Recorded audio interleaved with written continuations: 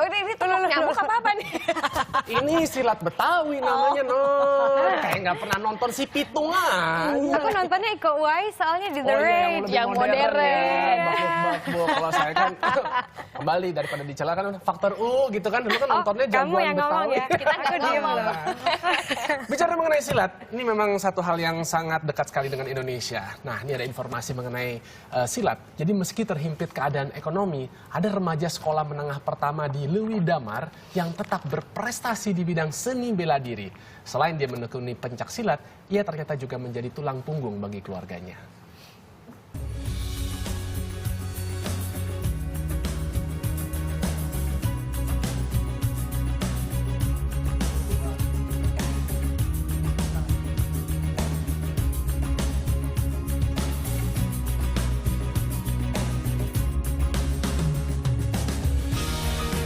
Kesitnan lincah dalam setiap gerakan.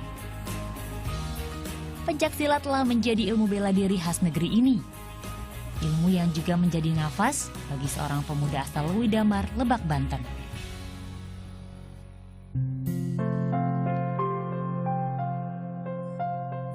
Namanya Ato Ulul Azmi.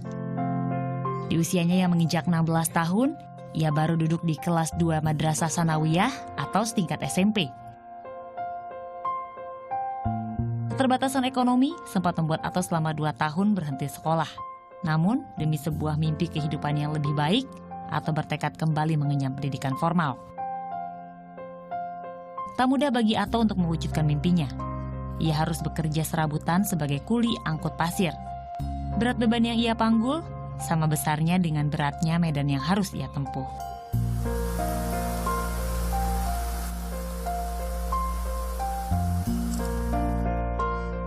Ato bekerja tak cuma untuk dirinya sendiri, ia juga bertanggung jawab menafkahi sang ibu. Saya itu sekolah, kata ibu, jangan jadi orang bodoh, yang penting bisa nulis atau baca gitu.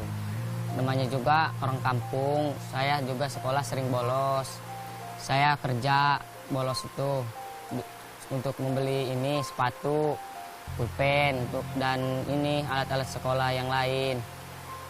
Saya juga sering kerja dari pagi sampai sore, sekolah nggak diinget, nggak pernah sekolah.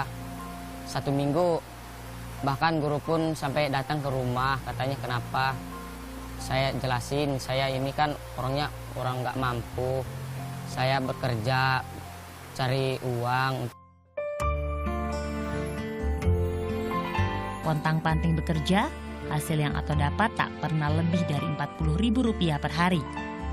Dari pendapatannya, ia hanya mengambil Rp10.000 untuk uang saku dan keperluan sekolah.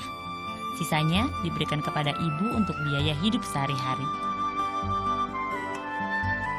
Ato mohon berdua sama Ato gitu.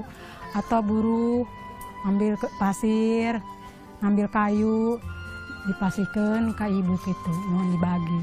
Dianggo meser beas, dianggo meser sabun gitunya.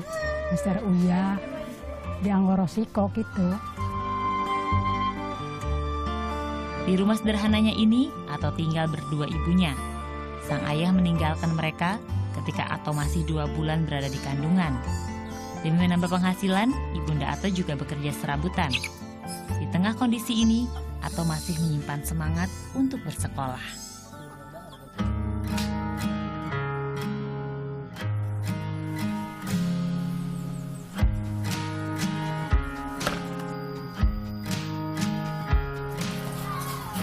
Di sekolah, sejenak Ato bisa melupakan masalahnya, bertemu dan bercanda dengan kawan-kawan sambil menimba ilmu untuk masa depan.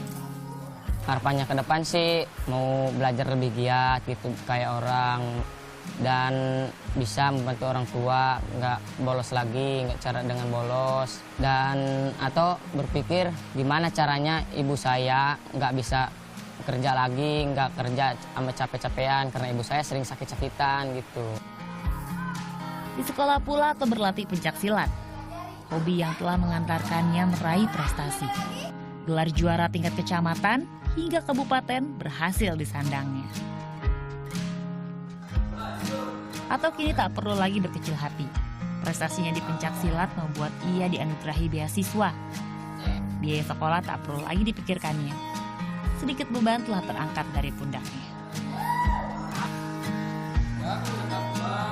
Atau itu orangnya sangat baik. Terus kalau dalam segi pembinaan prestasi sangat bagus, apalagi dalam segi penerimaan materi cukup lumayan di saat menerima materi dari saya, khususnya di bidang kategori prestasi bidang silat. Atau mendapat banyak dukungan untuk menekuni pencak silat, baik dari teman-teman maupun guru-guru pembimbingnya. Tak jarang, ia ditunjuk untuk melakukan atraksi di berbagai acara, hingga tingkat provinsi.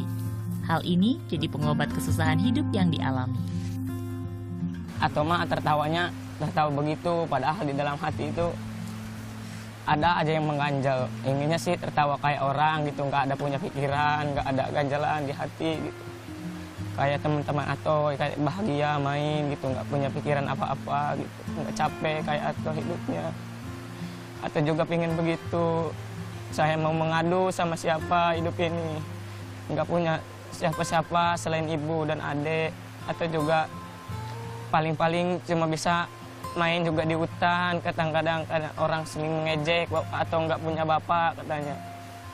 Paling atau cuma melamun, kapan atau bisa ketawa seperti mereka gitu. Banyak hal menjadi kendala dalam hidup Ato, namun semua dilewatinya dengan beragam usaha. Pencak silat membawa Ato lebih percaya diri. Ia kini menambah satu lagi mimpi, menjadi seorang guru silat yang akan ia wujudkan nanti. Ki Fitriani, Edwan Nurfikta melaporkan untuk NET.